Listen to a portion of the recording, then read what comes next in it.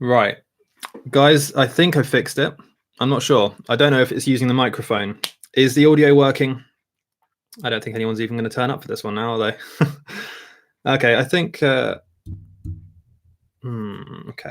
let me see. Okay, but is the audio good? Because I'm not sure if it's using my microphone or the laptop audio. If it's the laptop audio, it's going to sound terrible. So, all right, leave me. Okay, cool. So, sorry about that, guys. I have no idea why the audio just randomly cut out. No idea. Anyway, where were we? What was I talking about? What was I answering? My questions. Okay. Oh, so reality checks. Yes, someone asked, Dan Wright, I think it was, said, how do you stay motivated for reality checks? Is that right? Yeah, that's it. Yeah. Okay. So there are a few things you can do. So like I've said, reality checks are important for lucid dreaming. We all know that. Okay. At least I've gone on about and I've gone on about it enough in my videos. So we need to do reality checks in general.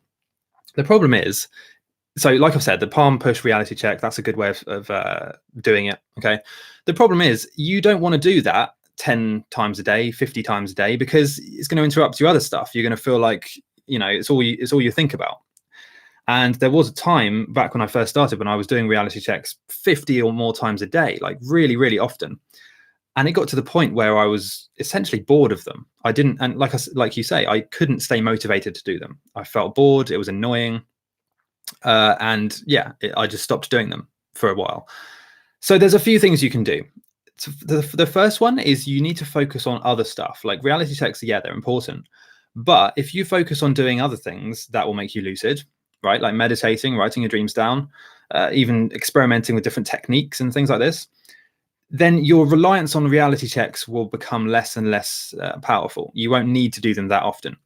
Now, at the start, when you're first learning how to lucid dream, you should do them all the time because they're going to break through and you're going to get to that first lucid dream faster if you do that. Okay. However, if once you've got to the point where you've had a few lucid dreams and you've learned a few techniques and you're meditating, you're writing your dreams down, and then maybe you don't need to do them 50 times a day. Maybe you just do them. Here's the thing, right? What you should do is when you first start, you should do them on a time basis. Do them randomly throughout the day, about 40 or 50 times. It's going to be annoying, but try and stay motivated for at least the first week. Then once you've done that, what I would suggest to do is if you do nothing else, if you take nothing else from this live stream, by the way, do this, okay? Just every time you see, hear, or experience something strange, do a reality check. And do this every single time you experience something strange. Let's say if you've not seen anything strange for 2 months, right? Quite unusual, but it might be the case. And then suddenly you see someone in a cucumber outfit running down the street. Do a reality check at that point, trust me, because when we see things that are unusual, we are much more likely to dream about those things. So if every time you see something unusual, you do a reality check, you're forging a powerful link between these two things, between seeing something strange, which we all see in our dreams, and asking yourself if you're dreaming. And so you're training your subconscious mind to always question whether you're dreaming every time you see something strange, which of course, like, hopefully you can see the value behind this. If you do that, we dream about strange things pretty often. You know, in fact, I would go so far as to say that most of our dreams are in some way strange. You know, maybe there's a table attached to the ceiling, or dreams are strange. Okay, so if you get into the habit of making sure that every time you see something strange, you do a reality check, what's going to happen? Well, when you, in the future, see something strange in a dream, you're going to question your reality and become lucid. It's a very easy hack. And in that way, you don't need to stay motivated for reality checks because, I mean, how often do you see something strange or unusual? By definition, unusual means it's not often, unusual. So I hope that makes sense.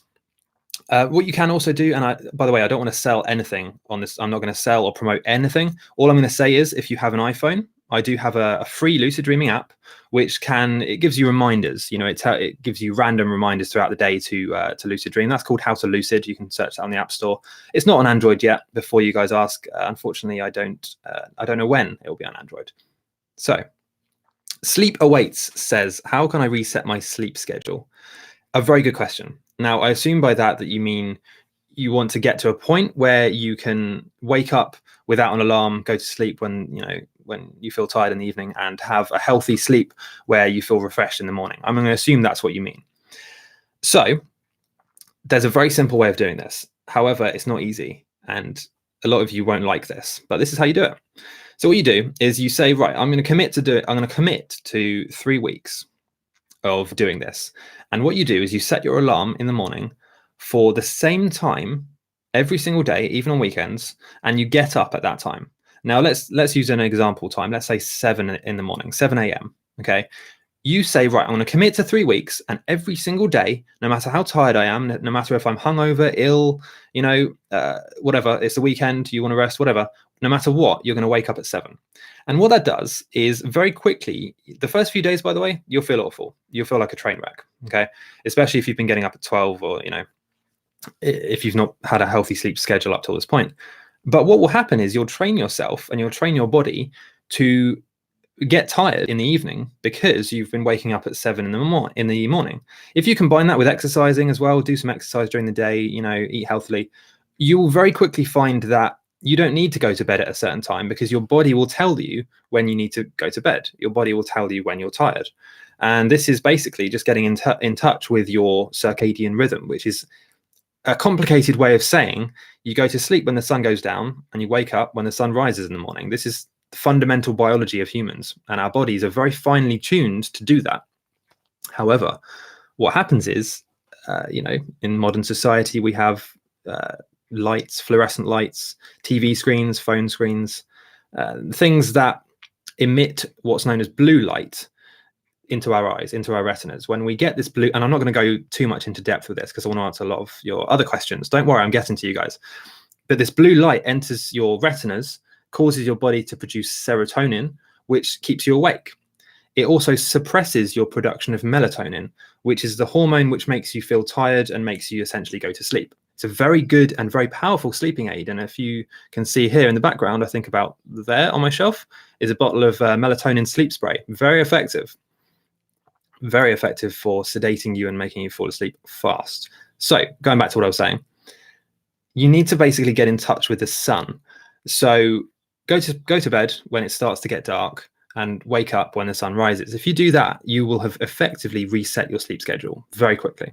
And you'll get to the point where I am now, where I don't need an alarm, but I naturally wake up just after sunrise, and I naturally feel tired and go to sleep fairly early compared to my friends. But that's just the way that I want to play it. That's just my life. I like to be in line with the sun. And I find that you feel better as well. Funnily enough, you feel better when you're doing what the body is designed to do, which is to be up and in the world when the sun is up, and be asleep when the sun is down. We're not nocturnal, contrary to what most gamers would believe. So I'm sorry, I've been ignoring these questions for a while. I'm so sorry. I wish I could answer every single one. However, okay. Caleb Brown says, any tips for fear of sleep paralysis? Yeah, don't be scared of it, because it's going to happen anyway. The problem is with lucid dreaming, okay, when you try and have a lucid dream, inevitably you're going to get to a point where you're going to have to experience sleep paralysis. If you're doing techniques like the wild or like the wake back to bed, it's very likely that you're going to experience sleep paralysis. And that's because it happens to everyone anyway, unless you have some sleep disorder. Okay, we all have sleep paralysis every single night, just like we all dream every single night, but most of us don't remember them. The sleep paralysis thing is there to protect us from enacting our dreams physically. It's there to stop us actually kicking our partner in bed, or, smashing through your bedside table as you try and fight off a dragon. It's there to help us. It's basically our body being smart and saying, look, you're having these intense dreams. It's probably not a good idea if you act them out physically. So what I'm going to do for you as a favor is I'm going to basically paralyze your muscles so you can't do that. Now, when you lucid dream, when you do things like the wild and the wake back to bed, the whole basis of those techniques is to keep your mind awake as your body falls asleep. Now, part of the natural process of your body falling asleep is sleep paralysis. So you can guess what happens when you try and keep your mind awake through that process is you are awake and aware of the sleep paralysis as it happens. It can be scary, it can be uncomfortable, but it's not dangerous. And this is a common thing that I I think a lot of people assume it's dangerous because it feels scary, and it does feel scary, but it's not actually going to harm you. All it is your body saying, let's not act out these dreams. Let's just keep it all in the head, keep it contained, and have a laugh, have some fun in our mind. Okay. So in terms of the fear, I think a lot of that fear should go away when you understand that it's not going to hurt you. It's just a natural part of the lucid dreaming process. Okay. How can I induce?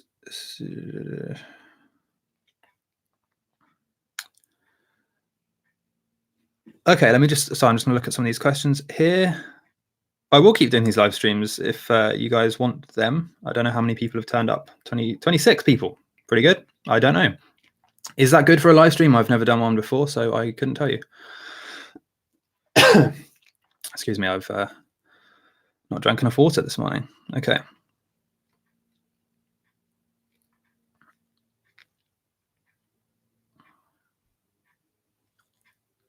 How can you make a person you want to see appear in front of you? Well, this is known as a few things: dream character spawning, character creation. There's a few ways of doing it. The most simple way is to use expectation and to use a medium of them being able to appear in front of you. So let me explain this like a computer game. Okay, so with a computer, actually that's kind of a bad analogy. Let me just explain it in terms of how it works, right? So say in a lucid dream, you can get to a point where you can just create something and just snap your fingers and the thing appears in front of you. It takes a bit more skill and a bit more practice. However, there's a little trick that you can get around that with. So what happens is if you have something which blocks your vision, like a door or a corner of a building or a window or a curtain, for example, what you can do is you can expect something to be behind that thing. And then when you reveal the thing, it's kind of hard to explain. Let's say you want to imagine a character, you want to manifest a person in front of you, right?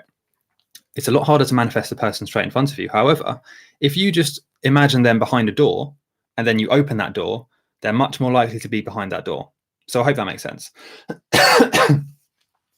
I hope that does make sense. So basically create something like a curtain, a door, a window. Expect that the thing or person that you want to manifest is going to be behind there. And then just open the door or the curtain. 9 times out of 10, they're going to be there. So yeah, I hope that makes sense. Raj Sharma says, make a video on how to be conscious all day long. I have. I made a video. It's called ADA or All Day Awareness, and you can find it on my channel. So I hope that makes sense. By the way, if you want to get some free tips, lessons on lucid dreaming, I have some free email lessons for those of you who want that. You can find the link in the description or just go to howtolucid.com/sign up, and you can find free email lessons, tips, tricks, that sort of thing. Oh, Raj Sharma says, can you make your stickers available in India since shipping is 10 times higher than your sticker price? Yeah, I don't actually, to be honest, I haven't checked on those for a while. I made these stickers to remind you to do, there's one here, to remind you to do reality checks. Basically says, are you dreaming, in black and white? And the idea is you stick them around your house and it reminds you to do reality checks. I haven't actually talked about those for a while. They are sold through a company called Redbubble, I believe.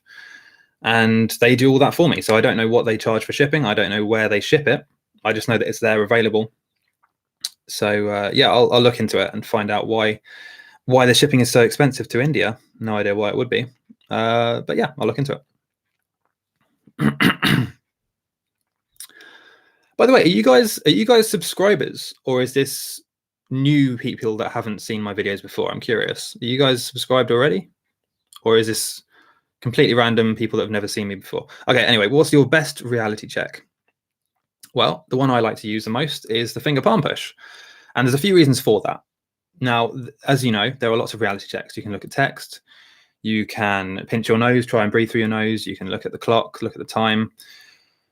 The thing is, with those reality checks, all of the ones I just mentioned, they can go wrong. And that, what I mean by that is you can pinch your nose, and if you can hold your, like I can hold my breath for 3 minutes. Okay, so I can pinch my nose and still breathe, or still not need to breathe. So it's kind of a reality check that, I might do it in a dream, and then just not breathe, or I might do it in waking life and not need to breathe. So it's an interesting one. It doesn't really work all of the time for me. It works very well for some people, okay, but not for me. So the other, sorry, I was just getting my breath back there. The other reality check is the reading text, and that's great as well. But you've got to remember that in a lucid dream, your prefrontal cortex is activated, but it's not as activated as it would be in waking life. So you can look at something in a lucid dream or in a dream, and it makes sense to you, even though in waking life you'd think, well, that's a load of nonsense. What I mean by that is you can look at text in a dream, and it can be completely jumbled and scrambled and make no sense whatsoever, but your dreaming mind will think, oh, that makes perfect sense. Of course, that's just, whatever. That's how the menu is read, or that's what this book is about.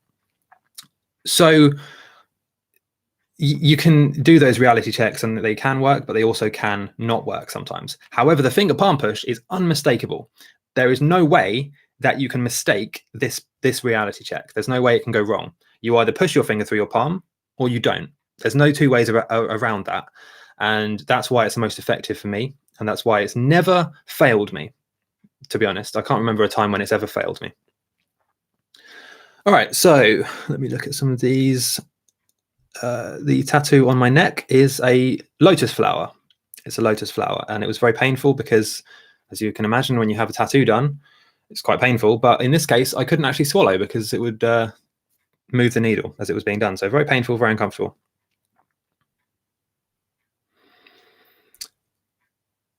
Okay. Okay, so you guys are actually subscribers. That's interesting. That's good. Good. I'm glad I can answer your questions. I think I'm gonna try and do one of these live streams. I don't know how often you would want them, really. Probably not every day, but maybe once a week, every couple of weeks, something like that. Is a totem better than using reality checks? Well, no, it's not, because although the thing with totems, and I recently made a video about the Lucid Talisman, the totem. I've got one here, actually. It's hanging up. The problem with totems is that unless you have them with you all the time, they're not going to be as reliable as a reality check like the finger palm push, because you can't use them all the time. The only way a totem could be more effective or as effective as traditional reality checks is if you had it with you 100% of the time, and if you always used it as your reality check every time you see something strange. That's the only way it would work. If you don't do that, if you just use it every now and then, it's not going to be as effective.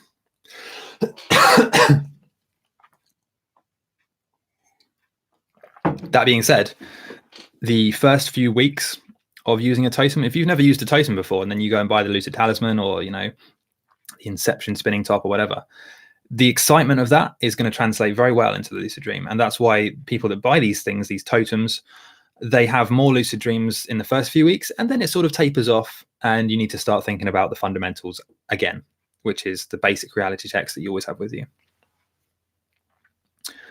Read me text. Not quite sure what that means. Ela.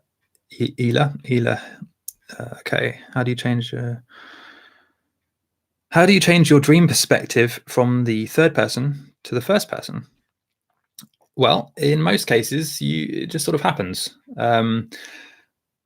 It's kind of a difficult one, I guess. It's one of those things that, as with many things, lucid dreaming, it's all about expectation. So if you just expect to see through first person eyes as opposed to third person, it will usually happen. All right, I might have to end this live stream soon because my voice is starting to go. Normally I take little breaks in between talking when I film my videos. Okay, let me just have a look at some of these. What's the app called? The app is called HowToLucid, I think. Anyway, yeah, I think it's called HowToLucid. I don't have a Discord, but I've been told I should get one. Would you guys use a Discord as like a group chat if I was to make one? Have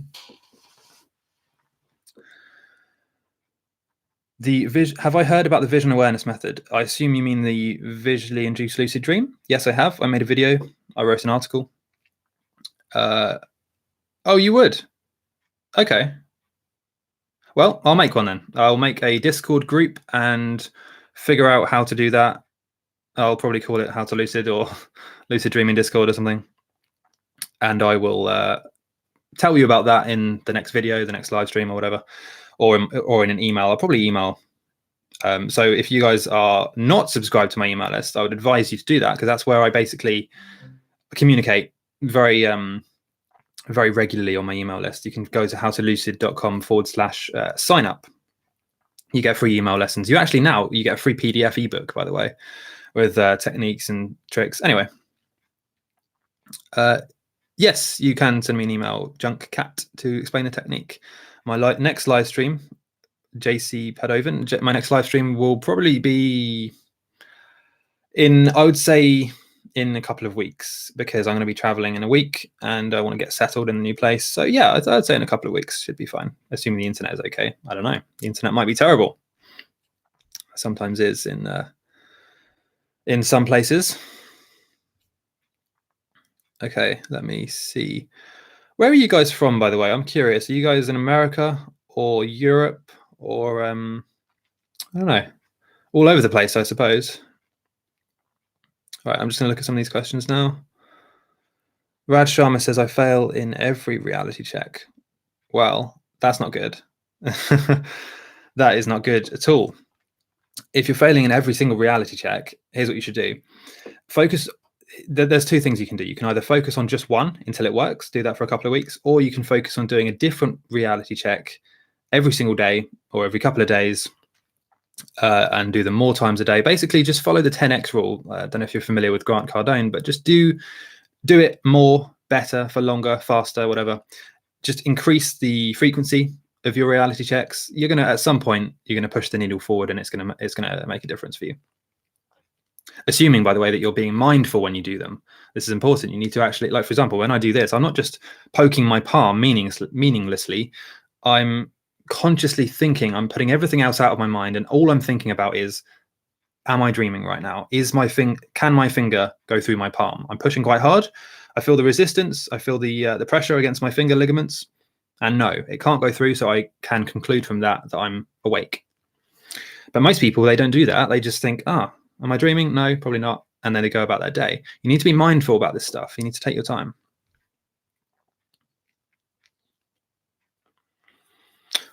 How often am I lucid? These days, about 2 times a week. Sometimes more, sometimes less.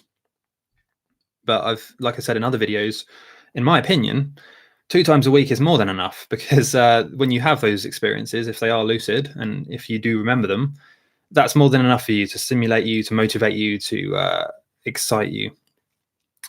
And yeah. How do you manipulate time dilation in dreams? Well, in a similar way than you can do in waking life, and that is to do more things. So if you constantly do lots of new things, new exciting things, go to new places, see new people, try new experiences, time is going to feel like it's going slower, or at least it does for me. I don't know, there's going to be people who say it's the other way around. For me, I feel like we've all had those trips or those days where you do so much in the day or in the week that it feels like a whole month, right? And in my opinion, lucid dreaming is the same thing. If you enter a lucid dream and just go running about, you do all sorts of things, that's going to feel like weeks in the dream, when in reality it's probably just minutes. So in my opinion, in my experience, I would say the more you do, the more varied different things you do, the longer it's going to feel like you're in the dream for. But yes, Sleep Await says it depends on the person. It completely depends on the person. Yes, and most of these techniques do. That's so weird. I don't know if you heard that. Amazon Alexa downstairs keeps making random beeping noises. No one's here. Very creepy, right? Okay, Rukia says, I have lucid dreams. I lose control almost immediately. What should I do? Well, control is a very subjective thing. And if you try and have too much control too quickly, the dream's going to collapse. You need to be stable with this stuff. So first thing, make sure you're sleeping deeply enough. Make sure there's no noises in your room that are going to interfere with your sleep and cause you to wake up. Make sure there's no light sources, flashing lights, LED lights from charging appliances. These things can interrupt our sleep. make sure you're tired enough that you stay asleep the whole night. You know, what I would suggest actually to do is, if you keep waking up from lucid dreams and losing control, get a sleep tracker, get something like a Fitbit, or, you know, some sort of smart device to track your sleep, and see if you're actually sleeping consistently throughout the whole night. Because if you're not, that's going to have a big impact on whether you're able to control the lucid dream. Mohammed says, is it bad to die in a lucid dream? No, not really. It doesn't affect you. It doesn't harm you. Most of the time, you'll just wake up. So it's absolutely fine. Can you show some dreams written in journal? I'm afraid I can't, because lucid dreams and dreams in general are very personal, very subjective, and very private. And so, although I can share detail, you know, concepts, feelings, situations, I'd rather not share specific details, because, as I would advise you not to, they're very personal, very subjective.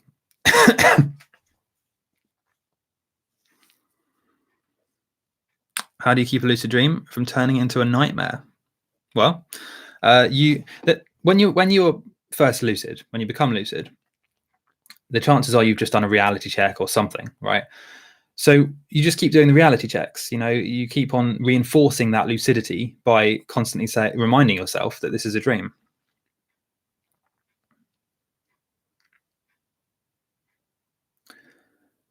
Okay, how do you wake up from a lucid dream without sleep paralysis? Well, this is in a way down to luck. I don't think there is a technique to always wake up without first seeing sleep paralysis.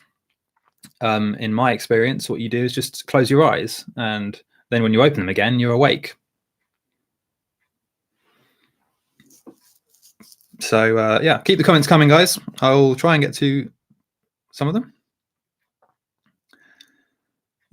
Sleep paralysis live demonstration. That'd be exciting, wouldn't it? I could I could live stream myself sleeping, and I assume somehow you'd be able to tell if I was in sleep paralysis or not. Caleb says, are binaural beats the best music to listen to when trying to lucid dream? They're one of them, yeah. Mix them with ambient sounds, rain noises, light piano music. You can experiment with all sorts of stuff. I mean, I like to listen to binaural beats through sleep headphones, and then I like to have like rain noises, you know, or light piano music in the background. But like I said, you don't need that stuff. It helps, but you don't need it. You don't need it to lucid dream.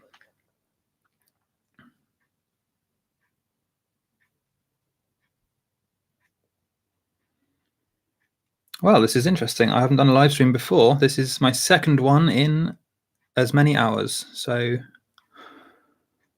yeah, I think I'll have to end the live stream. I'll go for half an hour, shall I? And then I'm gonna end the live stream because my voice is going, and I want to be able to film some actual videos today, some other videos. I will do more live streams, Nero. I'll try and do one every couple of weeks. Where should I announce them, by the way? Where do you guys hang out? Should I just go on YouTube and then you'll find them here, or should I tweet about them? Should I Instagram story them? I am on most platforms, by the way. I do also have a podcast. If anyone wants to listen to a podcast, you can just search HowToLucid and you'll find the podcast. Yes, please do send the Discord link to my Instagram, which is HowToLucid.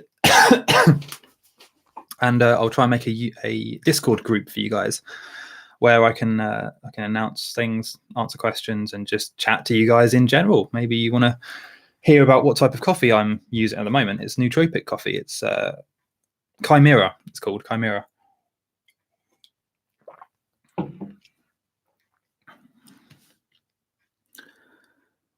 Okay, I'm just going to scroll up to find some questions. People talking about the file to finger-induce lucid dream. It is effective, yes. However, I wouldn't advise beginners try this because there's quite an art to it. You know, you can't just do it straight away. It's quite tricky. I do have a video about the file, however. But I don't think it's called defiled. I think in my video I call it something like how to lucid dream in 9 seconds, or it's my most popular video. If you go to my channel and look at my most watched videos, you'll find it there. So yes. Do you have to set an alarm for 5 hours? Not quite sure what you mean by that, Menandro. For which technique? For the wait back to bed, yes, you do. Between 5 and 6 hours is the reason you do that is because in an 8 to 9 hours sleep, in an average night's sleep, you have about 5 sleep cycles, roughly. Each sleep cycle has roughly 90 minutes. And so what you're trying to do, the reason you set the alarm for 5 or 6 hours is because you want to catch yourself just before your last sleep cycle, before your last 90-minute sleep cycle of the night. And for most people, that is after 5 or 6 hours. It varies from person to person, but you know, that's roughly when you should be doing it. And the reason you're doing that, if you're interested, is because in every sleep cycle of 90 minutes, you have REM sleep. Okay, so there's 4 sleep stages. I'm not going to go too much into this. I've got another video. 4 sleep stages in every sleep cycle. And the sleep stages are stage 1, 2, 3, and then 4, which is REM sleep. Now, as you go throughout the night, as you progress through the sleep cycles, each 90-minute cycle, your REM sleep gets longer and longer depending on how close you are to waking up. So your REM sleep is longest just before you wake up. So that's the sweet spot for lucid dreaming. That's why you set your alarm, because you're trying to catch yourself just then, just before your last and longest sleep cycle and longest period of REM sleep. And that's the idea. You're trying to catch yourself there so you can have the most chance of lucid dreaming. I do play video games, yes, but not very often. Very rarely I play video games. I play things like Fortnite, Mirror's Edge, some Call of Duty, but not so much now. And I used to play a bit of Skyrim as well when I had my gaming computer set up. But these days I don't play many video games, no. Which stage are you usually on in sleep? Well, we go through all of them several times a night. Like I just said, so sleep cycles, roughly 5 sleep cycles, lasting 90 minutes, and within each of those 90-minute cycles, you have 4 sleep stages. So we all experience the sleep stages several times every night. They come in waves. I've been taking a supplement called Claridream Pro. Have you used it before? What do you think? Yes, I have used it before. I'm actually friends with the guy that makes it, Chris. He's one of my friends. We talk quite often about lucid dreaming and philosophy and all sorts of stuff. Cool guy. Great supplement. Yes, it does work. It makes your dreams more vivid. Not much else to say about it. It's some great ingredients. A lot of research went into it, and I know that it's a good product. I've used it before. And yes, you did hear Fortnite. I play it occasionally. The best method for lucid dreaming for beginners. Well, it's what I'm going to be making a video about, which is called the all-rounder. This is a term that I've sort of coined, I guess, recently, because I feel like people are so focused on a particular technique, you know, a dialed or a mild or whatever, that they forget the basics, which is, you know, write your dreams down, meditate, reality checks, be aware. So I'll be making a video on the best technique. Don't worry.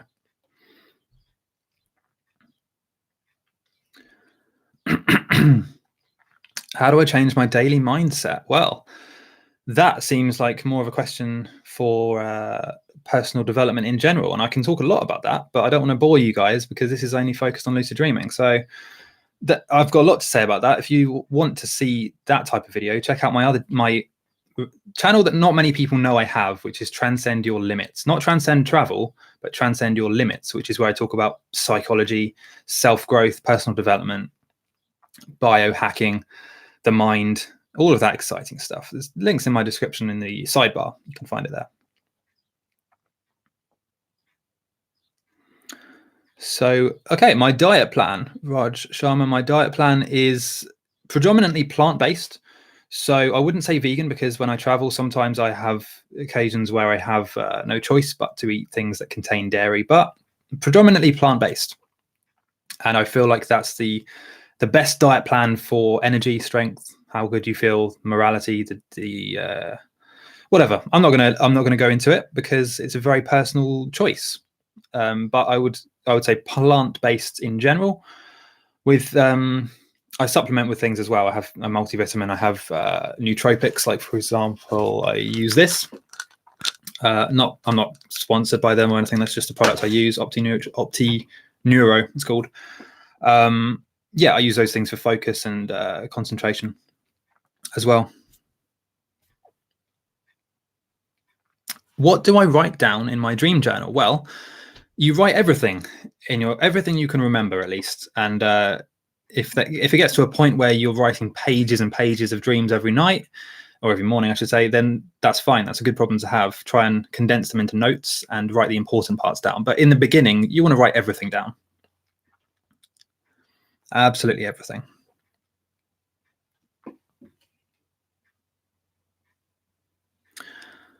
Right. So this is a good question. Imzag says, I've been keeping a dream journal. When I'm sleeping for 6 to 8 hours, I don't dream. But when I sleep